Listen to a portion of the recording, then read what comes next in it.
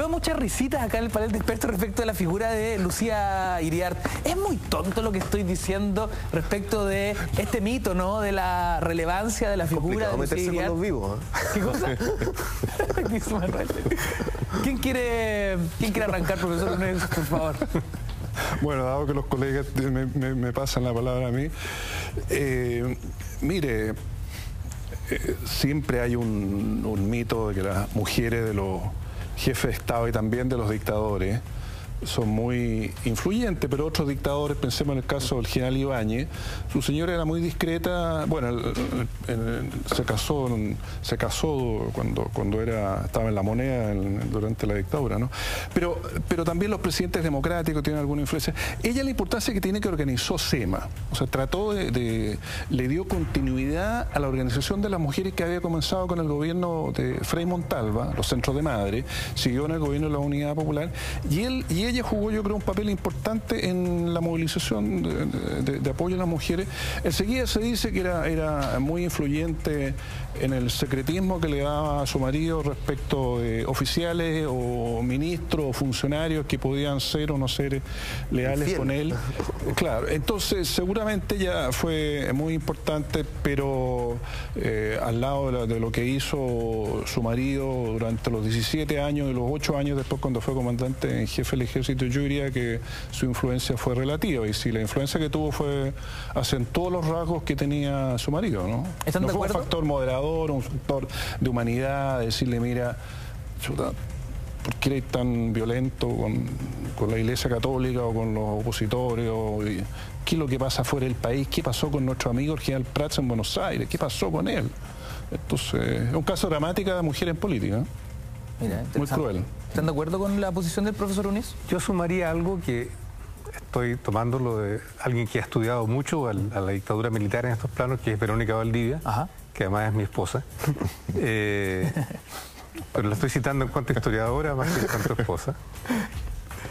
Que ella ha trabajado este tema de que hay una base de apoyo social importante a la dictadura de Pinochet también. O sea, el régimen de Pinochet, y lo saben todos que están aquí, no son las Fuerzas Armadas y los empresarios nomás. Hay una base social de apoyo, incluso popular, importante. No por nada sacó 40% del voto en el año 88.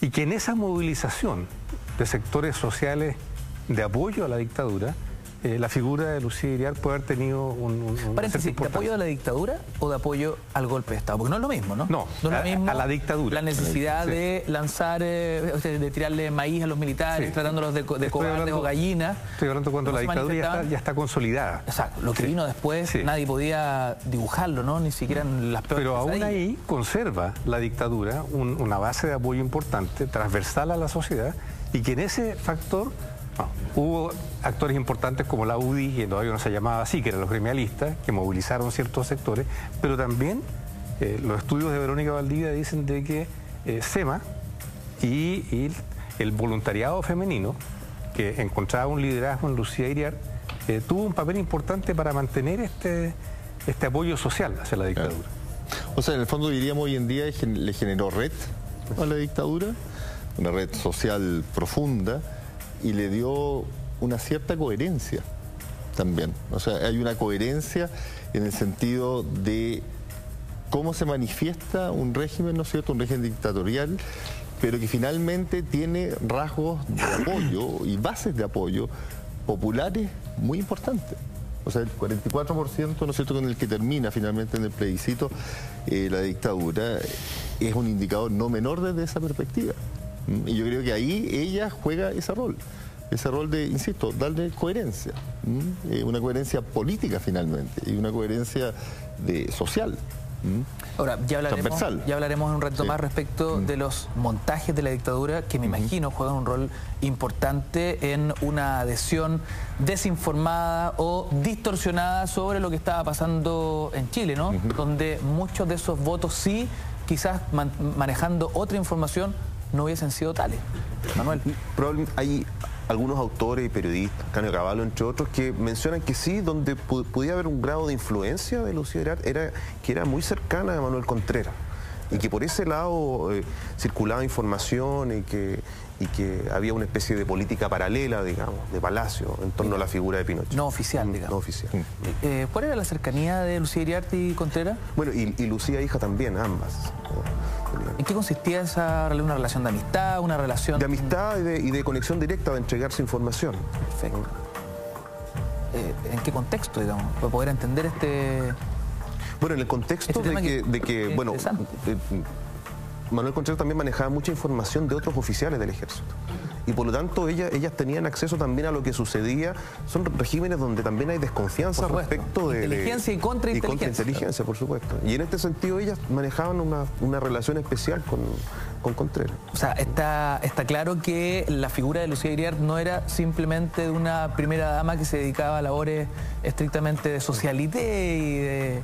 No era una figura decorativa en absoluto. Para nada, digamos.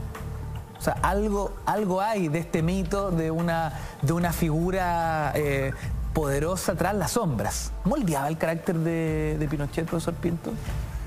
Yo no me atrevo a opinar sobre influencias individuales o... No hay documentos de este tipo.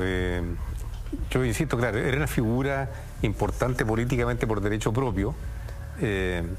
Hay toda una mitología de que finalmente ella es la que lo induce a involucrarse en el golpe y que ella es la que está de alguna manera supervisando las cosas que él hace, pero yo creo que es una mitología, ¿no?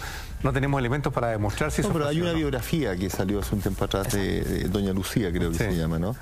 Que ahí uno de los aspectos que a mi juicio se recalcan desde esta perspectiva es que ella siempre lo habría ido empujando a estar o a ir...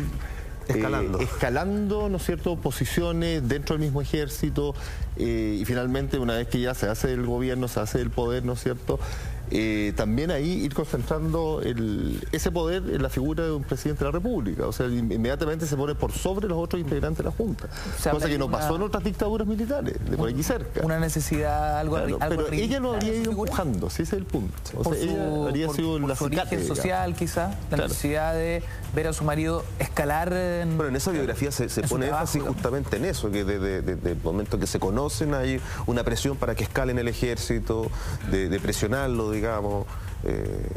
No, pero yo creo que sin necesidad de entrar a un análisis psicológico, sino que ver al sujeto, lo que hizo. A mí me cuesta entender que Pinochet sea una persona que se deje empujar por su señora. Pueden haber muchas... Probablemente el caso tuyo, mío, también nosotros somos empujados, casados con señora profesional y de mucho carácter, sin duda que nosotros nos empujan.